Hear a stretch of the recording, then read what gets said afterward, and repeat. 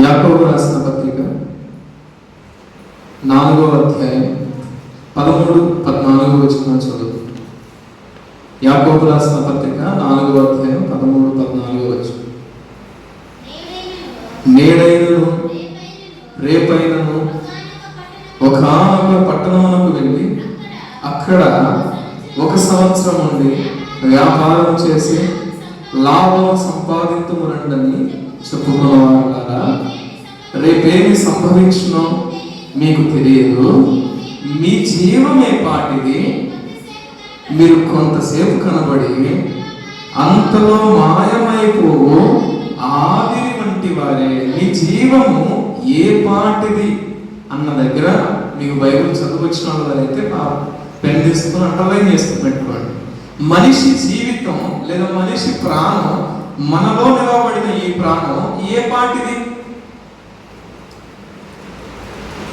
మీ జీవం, మీ ప్రాణం ఏ పాటిది? అసలు ఈ సత్యం తెలుసుకుంటే అనేకమైన వాటి నుంచి మనం ఎదురిగి దేవుని వైపు నడవడానికి చాలా దోహదపడింది.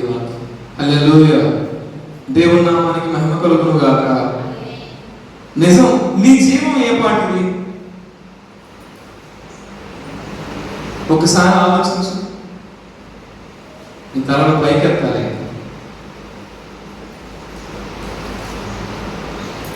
నీ జీవం ఏ పాటిది?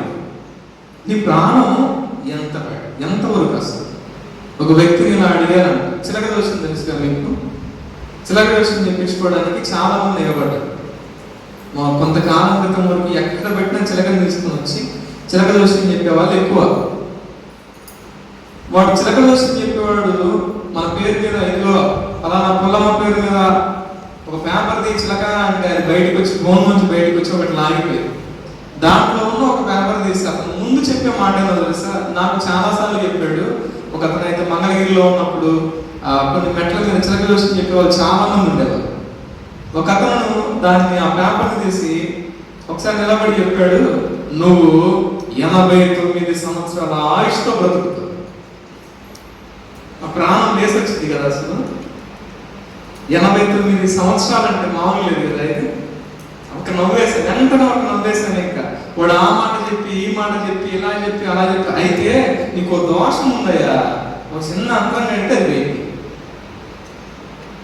వాడు మొట్టమొదటి చెప్పిన పని ఏంటంటే, నువ్వు ఇన్ని సంవత్సరాలు నువ్వు జీవించి ఉంటావు, నువ్వు జీవం కలిగి ఉంటావు భూమి మీద. వాడికి తెలుసా? వాడికి నిజంగా తెలుసా? ఒకవేళ ఆలోచన. అప్పుడంటే చిన్నపిల్లల్ని మనిషి అనుకుంటా, అప్పుడంటే సరిగ్గా తెలియదు. ఇప్పుడు తెలుసు కదా. ఒకవేళ ఎవడన్నా వచ్చి నువ్వు 2 సంవత్సరాలు బ్రతుకుతావు అంటే నాకు అడగాలనిపిస్తుంది, ముందు నువ్వు 2 సంవత్సరాలు బ్రతుకుతావు నాకు చెప్పు. నువ్వు ఎన్ని సంవత్సరాలు బ్రతుకుతావో నాకు చెప్పు అడగాలనిపిస్తుంది నాకు. అలా ఇంకొంతకాలానికి ఇంకొకరిని అడిగా, 5 రూపాయలు ఇస్తే చిలక దోషం చెప్పేవాడు. ఇంకొకరిని అడిగా, వాడంటాడు నువ్వు 70 సంవత్సరాలు బ్రతుకుతావయ్యా. ఈ 2 సార్లు చెప్పించుకున్నా. 2 సార్లు ముందు వీళ్ళు చెప్పిన మాట, నువ్వు 70 సంవత్సరాలు జీవించి ఉంటావు, 70 సంవత్సరాలు బ్రతుకుతావు. గట్టి పెట్టాలి నువ్వు. చెప్పే చాలా మంది చెప్పే మాట లేదు. మనం ఆశీర్వదిస్తే నువ్వు కలకాలం 100 ఏళ్ళు ఎల్లా పాపలతో వర్ధిల్లాలి, దీర్ఘాయుషు గలవాడవై ఉండాలి. కలకాలం 100 ఏళ్ళు. కలకాలం అంటే ఎంతవరకు? 100 ఏళ్ళు. అంతకుమించి రాదు ఇంకా మనిషి.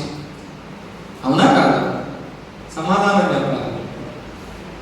అవును కదా? 100 ఏళ్ళకు మించి రాదు. అంటే మనిషి జీవం ఎంతవరకు?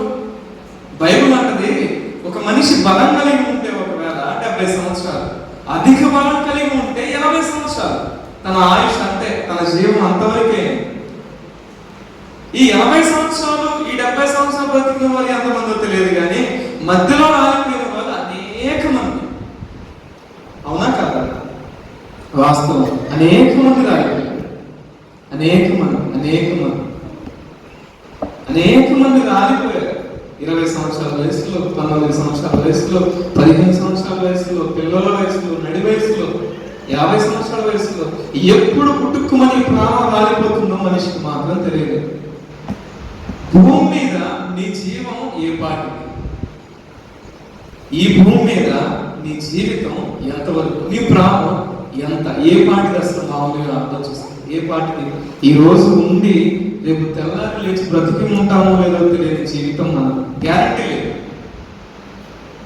వాస్తవమే కదా, గ్యారంటీ నువ్వు ఇవ్వగలవా నీ జీవితానికి? నేను ఇంకా ఎన్నాళ్ళు బ్రతుకుంటానని చెప్పలేము. రేపు ఏమి జరిగిద్దో, రేపు ఎలా ఉంటుందో, రేపు ఏమైపోతామో, రేపు ఏమి తింటామో మనం చెప్పలేము. మనిషి ఎన్నో అనుకుంటాడట, ఏమీ చేయలేదు. ఒక ధనవంతుడు ఉన్నాడు బైబిల్లో, ఒక ధనవంతుడు ఉన్నాడు. ఈ ధనవంతుడు బాగా సంపాదించాడు. ఆ సంవత్సరం పంట వేసాడు. ఎప్పుడు పండనంత కంటే అత్యధికంగా పంట దిగుబడి వచ్చింది తనకి.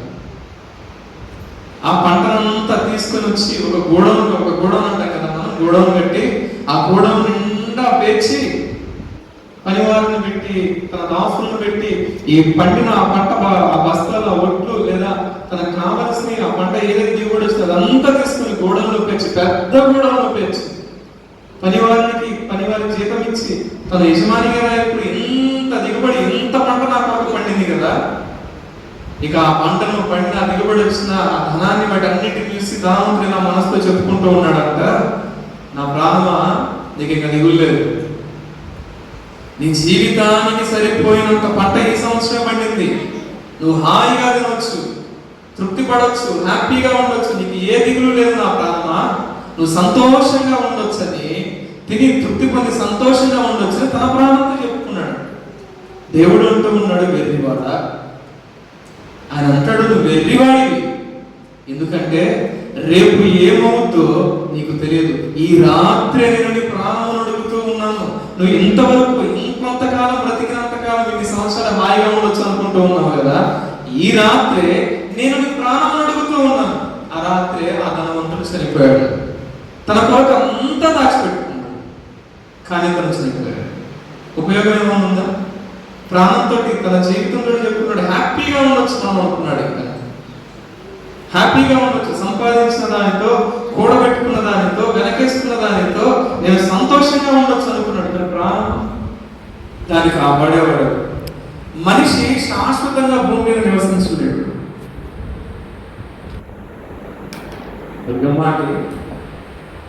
మనిషి శాశ్వతంగా భూమి మీద నివసించలేడు, నిజమే కదా. అది ఎంతవరకు నివసిస్తాడో, ఎంతకాలం బ్రతికి ఉండగలడో తనకు తెలియదు. తెలిసిన వాడు ఒక్కడే, బ్రతికించగలిగిన వాడు ఒక్కడే, ఆయనే యేసయ్య. హల్లెలూయా. దేవుని నామానికి మహిమ కలుగును గాక. నిన్ను కాచి కాపాడి నిరంతరము నీ ప్రాణమును, నీకు ఆయుష్ను, నీకు ఆహారమును దయచేసేవాడు ఎవడైనా ఉన్నాడంటే, నువ్వు ఆరాధిస్తూ పూజిస్తూ ఉన్న ఒకే ఒక్క దేవుడై ఉన్న యేసు ప్రభువే మనం నిరంతరం కాచి కాపాడుతూ ఉన్నాడు.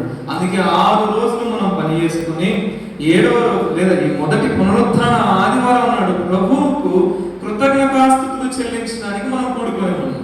దేవుని నామానికి మహిమ కలుగును గాక. అందుకే నీ జీవితం లేదా నీ జీవం, నీ ప్రాణం ఏ పాటితో గుర్తెరగాలి. యోబు భక్తుడు ఈ విధంగా అంటూ ఉన్నాడు. చదవండి ఒకసారి. యోబు గ్రంథం 14వ అధ్యాయం 1-2 వచనాలు. యోబు గ్రంథం 14వ అధ్యాయం 1-2 వచనాలు. స్త్రీ కనిన నరుడు కొద్ది దినములో వాడే మిక్కిలి బాధనందును, పువ్వు వికసించినట్లు వాడు తిరిగి వాడిపోవును, నీడ కనబడకపోవునట్లు వాడు నిలువక పారిపోవును. మనిషి ఎటువంటి వాడు? స్త్రీ కనిన, స్త్రీ నుంచే ప్రతి పురుషుడైన స్త్రీని మరలా వచ్చి, అంతే కదా. వాస్తవం, వాక్యం అంటూ ఉంది, భక్తుడైన యోబు అంటూ ఉన్నాడు, స్త్రీ కనిన నరుడు కొద్ది దినంలో వాడే. ఏ విధంగా బ్రతుకుతాడట? బాధ నుండి, బాధతోనే తను బ్రతుకుతూ ఉంటాడు. ఏ విధంగా ఉంటాడు అంటే పువ్వు వికసించినట్లు. నీకు అర్థమవడానికి ఇలా వాక్యాన్ని వివరించడానికి చెబుతూ ఉన్నా. నువ్వు పూల మొక్కేసి, మన ఇళ్ళలో చాలా మల్లెపూలు, కనకాంబరాల చెట్లు ఇవి చాలా ఉన్నాయి కదా. పువ్వు వికసిస్తుంది, దాన్ని కొయ్యకుండా నువ్వు ఉంటావు. నీకు అర్థం కావాలని మాట చెబుతున్నా. మీ ఇంట్లో మల్లె చెట్టు ఉంది, ఇది మల్లెపూలు పూసే కాలం కాబట్టి చెబుతున్నా నేను. మొగ్గలు వచ్చినాయి, ఆ మొగ్గ పెరిగింది, అది వికసించింది, దాన్ని నువ్వు తుంచకుండా నువ్వు మానుకుంటావా? ఆలోచించు. లేదు, వరి పంట వేసావు, దానికి నీళ్లు పెట్టావు, బలం మందులు వేసావు, ఎరువులు వేసావు, దాని లోపల ఉన్న కలుపులు తీసావు, అది బాగా ఏపుగా పెరిగింది, ఒకనాడు కోతకు వచ్చింది, బాగా పండిపోయింది. ఇప్పుడు కొయ్యకుండా మానుకుంటావా? మానుకుంటావేమన్నా? లేదా మేము ఒకసారి వరేస్తే జీవితం అంతా అంతే పెరగేస్తామని అనేవాళ్ళు చెప్పండి నాతో. ఒక మాట చెప్పండి. మిరపేస్తారు కదా, ఆ మిరప చెట్టు 5 నెలలకు 6 నెలలకు కాపు వచ్చినప్పుడు కోస్తామన్నాం కదా మనం. ఈ మిరప చెట్టు నాటి ఇంకంటే వదిలేస్తామా అనేవాళ్ళు చెప్పండి నాతో ఒక మాట. నీకు అర్థం కావడం కోసం జరుగుతుంది ఈ మాట. మీరు వేస్తారు అక్క, మిరప చెట్టు వేస్తారు కదా, కొయ్యకుండా అంతే ఉంటారా? ఇంకా లేదు కదా. మనిషి జీవితం కూడా అంతే. ఒక కాలం వచ్చింది, ఒక కాలం వచ్చిన తర్వాత ఏపుగా పెరిగిన తర్వాత ఖచ్చితంగా దేవుడు వస్తాడు. దేవుడు ఆ మనిషిని ఇక భూమి మీద నిలవబెట్టాడు. తన పని తను పండిపోయిన తర్వాత ఒక మాట చెప్పాలంటే, 1 2 విధాల మనుషులు ఉంటారు భూమి మీద. దేవుని ఎరిగిన వారు, దేవుని ఎరగని వారు. నువ్వు దేవుని ఎరిగి ఉన్నావా? దేవుడు నీతో భూమి మీద ఎంతవరకు పని అంతవరకు నిలవబెట్టి తర్వాత ఆయన తీసుకెళ్ళగలరు. నువ్వు దేవుని ఎరగలేదా? నీ పాపం నీకు పండేంత వరకు దేవుడు ఎదురు చూసిన తర్వాత ఇక ఈ పాపం పండిపోయింది, ఇక ఈ భూమి మీద నిలవబడడానికి ఇది అనాథుడు అని చెప్పి దేవుడు తుంచి వేస్తాడు. ఈ 2 రకాల మనుషులు ఉన్నారు. పాపమును విడిచిపెట్టి దేవుని రక్తంలో కడుగుకొని దేవుని పనిని చేసేవారు, దేవుని పనిని జరిగించేవారు కొంతమంది అయితే, అసలు దేవుని సువార్త చెంతకు వస్తూ ఉన్నా, ఆయన పిలుస్తూ ఉన్నా, ఇంకా పాపంలో నుండి ఆ పాపం పండేంత వరకు కూడా, లేదా మీకు అర్థం కావడానికి చెబుతున్నా, ఆ పాపం పట్టుకునేంత వరకు కూడా రానే ఉన్న వారిని దేవుడు తుంచుతాడు. ఇలా పాపంలో తుంచబడిన వారేమో నరకాగ్నిలోనికి వెళ్తారు. మారు మనసు పొంది దేవుడు తీసుకుని వెళ్ళేవారు నిత్య జీవంలోనికి ఉంటారు. అందుకే అంటూ ఉన్నాడు భక్తుడు, నీ జీవం ఈ భూమి మీద ఏ పాటిదో నువ్వు తెలుసుకోవాలి. హల్లెలూయా. దేవుని నామానికి మహిమ కలుగును గాక. నీ జీవితం, నీ ప్రాణం ఈ భూమి మీద ఏ పాటిదో నువ్వు తెలుసుకోవాలి. నువ్వు ఖచ్చితంగా తెలుసుకొని తీరాలి.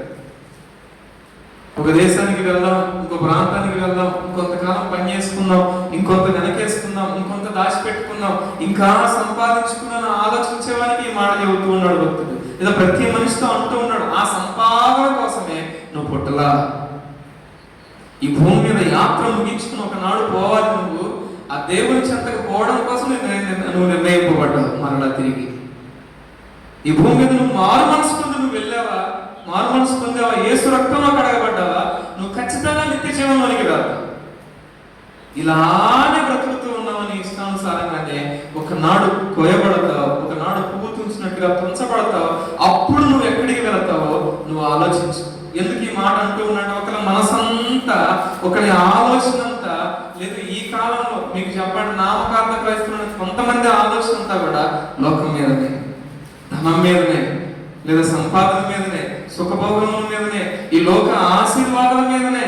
దేవుని చెంతకు కూడా వచ్చేటప్పుడు కూడా దేవుని ఆశీర్వాదం కోరుకునేది కూడా లోక సంబంధమైన వాటి మీద. దేవుని ఆశీర్వాదం అంటే ఏంటంటే, నాకు అది ఇచ్చాడు, ఇది ఇచ్చాడు, నేను ఆశీర్వదిస్తాడు, ఆశీర్వదించట్లేదు అంటే. కానీ వీళ్ళ మనసంతా కూడా ఈ లోకం మీదనే. పరలోకం ఒకటి ఉంది. నువ్వు నిత్య రాజ్యానికి చేరవలసి ఉంది. నువ్వు రక్షణ పొంది, పాపక్షమాపణ పొంది, మారు మనసు పొంది, నీ పాపమును విడిచిపెట్టి దేవుని రక్తంలో కడగబడి నిత్య రాజ్యానికి నువ్వు అడుగు పెట్టవలసి ఉంది ఒకనాడు. ఈ ప్రాణము తుచ్చమైనదిగా ఎంచి ఈ జీవితం కొద్దిదే సంగతి నువ్వు తెలుసుకొని నిత్యము నిలబడే దేవుని చోట నువ్వు నిలబడాల్సిన తెలుసుకోవాలి. మీకు 2 మాటలు చెప్పి నేను ముగిస్తా. హల్లెలూయా.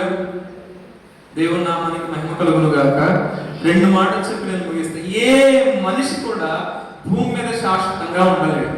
అయితే నిరంతరము జీవించగలిగిన వాడు ఒక అతను ఉన్నాడు. ఆయన మన ప్రభువైన యేసుక్రీస్తు. చదవండి ఒకసారి. హెబ్రీయులకు రాసిన పత్రిక 13వ అధ్యాయం 8వ వచనం.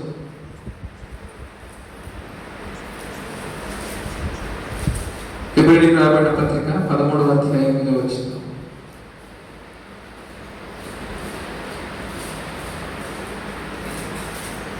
మీరు చదివేలో నేను చదవడం చాలా. యేసుక్రీస్తు నిన్న నేడును ఏకరీతిగా 13వ అధ్యాయం 8వ వచనం, యేసుక్రీస్తు నిన్న నేడు ఒక్కటే రీతిగా ఉన్నాడు. అవును, యుగ యుగములకును ఒక్కటే రీతిగా ఉండును. హల్లెలూయా. ఆయన జీవము కలిగిన వాడు. బాప్తిజం ఇచ్చి యోహాను అంటాడు, ఆయనలో జీవం ఉంది. యోహాను సువార్త 1వ అధ్యాయం రాయబడి ఉంటుంది, ఆయనలో జీవం ఉంది. ఆయన మార్గమును సరళం చేయడానికి నేను ముందుగా వచ్చాను. నా వెనక వచ్చేవాడు వెలుగై ఉన్నాడు, ఆయనలో జీవం ఉంది. దేవుడు జీవం కలిగిన వాడు, మృతమైన వాడు కాదు, మృతులుగా ఉండేవాడు కాదు. ఆయన మృతుల లోకంలో ఉండేవాడు కాదు, లేదా మరణానికి తల వచ్చి ఆ మరణంలో తలగినవాడు కాదు ఆయన. హల్లెలూయా. దేవుడు మరణాన్ని జయించి తిరిగి లేచి ఆయన నమ్మిన వారందరికీ కూడా జీవాన్ని ఇవ్వడానికి కోసం, జీవమును ప్రసాదించడం కోసం దేవుడు పరలోకంలో తండ్రి కుడి పార్శ్వమున కూర్చొని ఉన్నాడు అని రాయబడి. దేవునికి మహిమ కలుగును గాక. ఆయన నిన్న నేడు ఏకరీతిగా ఉన్నాడు. యెషయా గ్రంథం 6వ అధ్యాయం 1వ వచనం నుంచి ఉంటుంది, పరలోకంలో దేవుడు నిత్యము ఉండేవాడు. ఆయన పరిశుద్ధుడు పరిశుద్ధుడిని కొనియాడబడుతూ ఉండేవాడు. ఈయన పరలోకంలో నిత్య నివాసి, సజీవముగా ఉన్నవాడు. భూమి మీద కూడా వచ్చి మనిషి రీతిగా వచ్చి మనిషి మరణాన్ని జయించి తిరిగి మరణాన్ని జయించలేకపోతే ఆయన మరణమును జయించి పాపం నుంచి విడిపి ఆయన నిన్న నేడు ఏకరీతిగా ఉన్నవాడు. హల్లెలూయా. ఆయన సజీవుడు, సజీవుడే ఉన్నవాడు. మనం ఆరాధిస్తున్న దేవుడు సజీవుడు. ఈ సంగతి మనకు కూడా తెలుసు. అయితే నువ్వు కూడా నిత్యము నిత్య జీవనం ఉండడానికి, నిత్యము జీవించి ఉండడానికి 2 పనులు చేయాలి. అది యేసు ప్రభువు నోటి వెంట వచ్చిన మాటలు. ఈ 2 విషయాలు మీకు టకటక జ్ఞాపకం చేసి త్వరగా ముగిస్తాను. చదవండి ఒకసారి. యోహాను రాసిన సువార్త 5వ అధ్యాయం 24వ వచనం. యోహాను సువార్త 5వ అధ్యాయం 24వ వచనం. యోహాను సువార్త 5:24. నా మాట విని నన్ను పంపిన వాని యందు విశ్వాసం ఉంచువాడు నిత్య జీవం కలవాడు. హల్లెలూయా, హల్లెలూయా, హల్లెలూయా. దేవుని నామానికి మహిమ కలుగును గాక. చెప్పాలి బిగ్గరగా ఆమేన్, ఆమేన్, హల్లెలూయా, హల్లెలూయా. దేవుని మాట విన్నవారు నిత్య జీవం కలిగిన వారు. ఆయన మాట వినేవారు, ఆయన యందు విశ్వాసం ఉంచేవారు నిత్య జీవం కలిగేవారు. మాట మనం చదువుకున్నాం కదా, నీ జీవం ఏ పాటిది?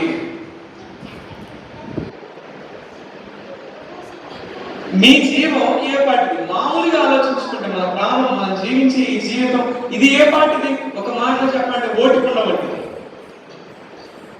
ఒక చిన్న రాయి తీసుకొని కుండ మీద ఇస్తే కప్పని పగిలిపోయినట్టు మన జీవితం కూడా అంతే. ఒకరోజు జస్ట్ ఏదో ఒక చిన్న అపాయం వచ్చి, ఒక అనారోగ్యం వచ్చి మీద పడగా పుట్టుకొని అయిపోతాం. నడుస్తూనే లేదా పని చేస్తూనే గుండెగా తెచ్చుకునే వాళ్ళు అనేక మంది ఉన్నారు. అవును కదా, వాస్తవం. నడుస్తూనే ఎల్లకాలం ఆరోగ్యం ఉండదు, ఎల్లకాలం అదే వయసు. అవునా కాదా? నీటి మీద బుడగ వంటిది. బుడగ చూడడానికి చాలా అందంగా ఉంటుంది. నీటి ఎంత పెద్ద బుడగ వచ్చినా కానీ చాలా అందంగా ఉంటుంది. ఎంత బాగుంది, దాంట్లో మన రూపం కూడా కనబడుతుంది, ఇంకెంత బాగుంది అనిపిస్తుంది. అది చూస్తూ ఉండగానే తప్పకుండా పగిలిపోయింది. మనిషి జీవం కూడా ఇంతే. నీ జీవం, నా జీవం కూడా ఇంతే. అయితే నిత్యము జీవించడానికి ఆయన మాట వినాలి. మొట్టమొదట యేసయ్య మాట వినాలి. అందుకే మీకు వాక్యం చెప్పేటప్పుడు భయం చెప్పి ఆయన మాటలే మనం జాగ్రత్తగా వినకపోతే ఎక్కడి నుంచి వస్తుంది నిత్య జీవం? వాక్యమై ఉన్న దేవుడు, ఆయనకి పరలోకమైన తర్వాత వాక్యం అని పేరు పెట్టబడింది. వాక్యం వినేటప్పుడు శ్రద్ధగా ఉండాలి, ఒక క్రమశిక్షణగా ఉండాలి. మీకు ఎందుకు పదే చెబుతున్నా అంటే చిన్నపిల్లలకు చెప్పినట్టు, ఎందుకే ఆయన మాట విని ఆయన యందు విశ్వాసం ఉంచడానికి నిత్య జీవం కలిగిన వాడు ఆత్మ. నువ్వు వింటున్నావా దేవుని మాట? దేవుని వాక్యానికి లోబడి దేవుని వాక్యానుసారంగా నడుచుకుంటూ ఉన్నావా? ఒకసారి నువ్వు ఆలోచించుకో. ఇది మొదటిది. నీ జీవము ఏ పాటిదంటే రేపు బ్రతికి ఉంటామో లేదో మనం చెప్పలేము, కానీ కానీ నిత్య జీవనానికి ప్రవేశించడానికి మాత్రం దేవుని మాట వినాలి. నేను ఒక మాట అడుగుతా, దేవుని మాట విని ఆయన మాటకు లోబడి ఆయన అంగీకరించి ఎంతమంది రక్షణ పొందుతున్నారు, ఎంతమంది మారు మనసు పొందారు? ఆలోచించండి. ఎంతమంది మారు మనసు పొందారు? అసలు మీరు ఎంతమంది రక్షణ పొందారు? నీటి బాప్తిస్మం తీసుకుని ఉన్నారు. ఇంతకాలం దేవుని సన్నిధికి వస్తూ దేవుని వెంబడిస్తున్నానని చెప్పుకుంటూ సంఘంలోనికి వస్తూ ఆరాధనలోనికి వస్తూ ప్రార్థనలోనికి వస్తూ ఇంకా రక్షణ పొందకపోతే, ఇంకా నీటి బాప్తిస్మం తీసుకోకపోతే, ఇంకా మారు మనసు పొందకపోతే నువ్వు ఏ విధంగా దేవుని మాట విన్నట్టు ఆయన మాటకు లోబడినట్టు. ఆయన మాట విని ఆయన యందు విశ్వాసం ఇచ్చిన వాడు, ప్రతి విషయంలో ఆయన యందు విశ్వాసం ఇచ్చిన వారు నిత్య జీవం కలిగిన వారు, నిత్యము జీవించిన వారు వీళ్ళు. పరలోకంలో నిత్యము జీవించేవారు వీళ్ళు. హల్లెలూయా. వారి మాట వినాలి. ఇది మొదటిది. రెండో విషయం చెప్పాను ముగిస్తా చూడండి. అదే యోహాను సువార్త 6వ అధ్యాయం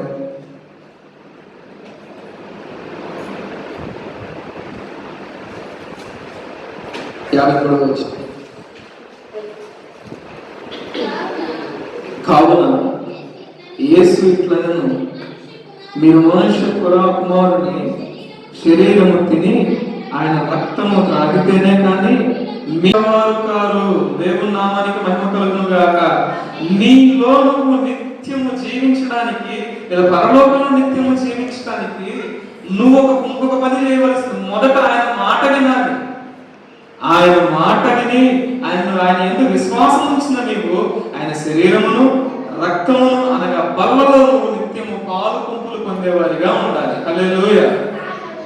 వారు అటువంటి వారే, వారిలో వారు జీవం అంటే జీవిస్తున్న వారు భూమి మీద కొంతకాలము, ఈ భూమి మీద కొంతకాలము జీవించి ఈ భూమిని విడిచిపెట్టి నీ పోకడైనా కావచ్చు, దేవుని రాకడైనా కావచ్చు, ఈ రెండిట్లో ఏదో ఒకటి జరిగినప్పుడు నువ్వు నిత్యము నీలో నువ్వు జీవం కలిగి నిత్య జీవనం ఉండడానికి ఈ భూమి మీద నువ్వు ఉండి చేయవలసిన పని నీలో నువ్వు జీవించి ఉండడం కోసం ఆయన శరీరంలోను రక్తంలోను నిరంతరంగా పాల్పొందులు పొందుతూ ఉండాలి.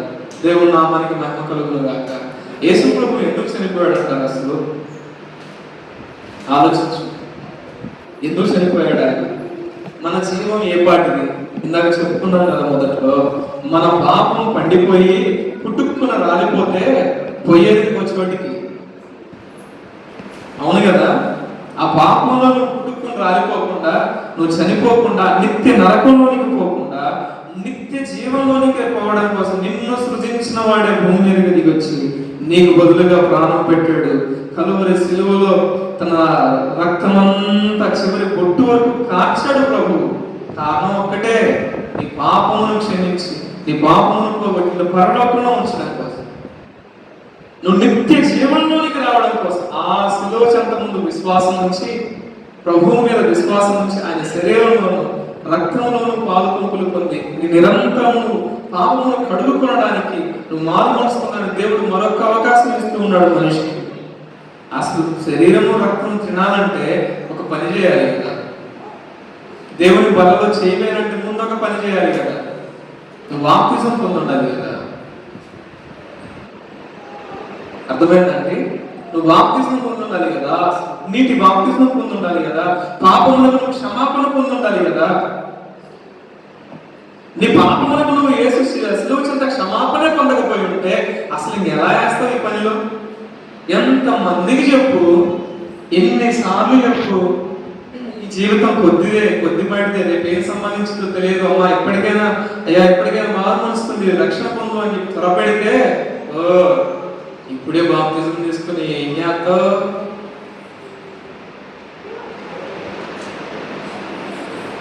ఒక్కొక్క అక్క ఒక సహోదరి అంటే నిలబెట్టి ఎవరన్నా బాప్తిజం పొందడానికి వారి మనసులో ప్రేరేపణ కలిగి దేవుడి కార్యం చేస్తే, బాప్తిజం తీసుకుంటున్నావా ఈ వయసులోనేనా? అమ్మా అడగలవా? తీసుకునే వాళ్ళని లేదు ప్రభు ప్రేరేపించిన వాళ్ళని రక్షణ పొందడానికి అవకాశం ఇచ్చిన వాళ్ళు వీరి మాటలతో ఆపేస్తున్నారు అనేక మంది. ఎప్పుడు తీసుకోవాలో తెలుసా బాప్తిజం? ఒక సోదరు నాతో చదువుతుంది, ఎప్పుడు తీసుకోవాలి తెలుసా అంటాయా? ఎప్పుడు ఇవ్వాలో మీకు తెలుసా? ఈ వయసులో తీసుకొని ఈ వయసులో నిలబడలేకపోతే ఎవరికి ఆ పాపం ఏం తెలుసు నీకు? ముసలోళ్ళు చచ్చిపోయి ముందయ్యాలి. వాళ్ళు ముసలితనం దాకా రాకపోతే అప్పుడు ఏం చేయాలి? మరి మీకంటే దేవుడు ఆయుష్ని బట్టి కొంతమంది మీలో ఇంకా సంపూర్ణమైన ఆయుష్లో ఉన్నారు. కొంతమందికి ఆ వయసు కూడా రాకముందు రాలిపోతున్నారు కదా, మరి వాళ్ళ పరిస్థితి ఏంటి? దేవుని మాట వింటావు కానీ విశ్వాసం వచ్చింది. మందిరానికి వస్తావు కానీ వాక్యానికి లోబడవు. వాక్యానికి లోబడే వారైతే మనం ఖచ్చితంగా ప్రభువుని రక్షణ వెంటనే పొందుతాం కదా. చెరసాల అధిపతి అని రాయబడి ఉంది అపోస్తుల కార్యములలో. ఇతనంట యేసు ప్రభు గురించి వినగానే, ఒక కార్యమును చూడగానే వెంటనే తన కుటుంబం ఆనాడే రక్షణ పొందారట, బాప్తిసం తీసుకున్నారని రాయబడి ఉంది. హల్లెలూయా. వెంటనే ఆ రాత్రే పౌలు గారు అక్కడే బాప్తిసం తీసుకున్నారని రాయబడింది. యేసు ప్రభువుని అంగీకరించి ఎన్ని నానించి మందిరానికి వస్తూ ఉన్నావు, నువ్వు ఇంకా నీతి బాప్తిసం తీసుకోకుండా, ఇంకా రక్షణ పొందకుండా, ఇంకా మారుమనసు పొందకుండా ప్రభు బలలో చేసే యోగ్యత నీకు లేకపోతే నీ గతి ఏమవ్వాలి? అప్పుడు ఇంకా ఈ రెండు పనులు నిత్య జీవంలోకి అడుగు పెట్టడానికి ఇవి ఖచ్చితంగా చేయాలి. బాగా గుర్తుపెట్టుకోండి మీరు ఈ మాట. నీ జీవం కొద్దిదే. ఒక ఆదివారం వస్తే ఒక ఆదివారం ఉంటామో ఏమో తెలియదు. బ్రతుకున్నాము అనుకో, కొంతమంది మందిరానికే రాము, హాయిగా ఆనందం ఇంట్లో కూర్చుంటాం. మన జీవం కొద్దిదే. బ్రతికి ఉన్న కొంతకాలం ప్రభువుకు లోబడుతూ బ్రతికితే, ఆయన మాట విని ఆయన బలలో చేసే వారికి ఆ యోగ్యత కలిగి మనం జీవించే వాళ్ళమైతే నిత్య జీవంలో ఉంటాం. హల్లెలూయా, హల్లెలూయా. నువ్వు నిత్య జీవంలో ఉంటావు. ఎందుకంటే దేవుడు నిన్న నేడు ఏకరీతిగా సజీవుడిగా ఉన్నవాడు. ఆయన నమ్మిన వారిని కూడా, ఆయన విశ్వాసం ఉంచిన వారిని కూడా సజీవంగా ఒకనాడు లేపి పరలోకానికి తీసుకుని వెళ్తాడు. నువ్వు దాటిపోతే ఆయన రాకడకు, ఒకవేళ ఆయన రాకడ వస్తే నిన్ను సజీవంగా ఎత్తుకుని పోతాడు దేవుడు. దేవుడు నామానికి మహిమ కలుగును గాక. నీకు నిత్య జీవం కావాలన్నా, నిత్య నరకం కావాలన్నా, ఈ ఒక్క మాటను నువ్వు తేల్చుకొని ఒక తీర్మానం తీసుకుని దేవుని సన్నిధిలో నుంచి వెళ్ళు. ప్రార్థన చేసుకుందాం, ప్రార్థన చేసుకుందాం, మోకరించి ప్రార్థన చేసుకుందాం, ప్రార్థన చేసుకుందాం.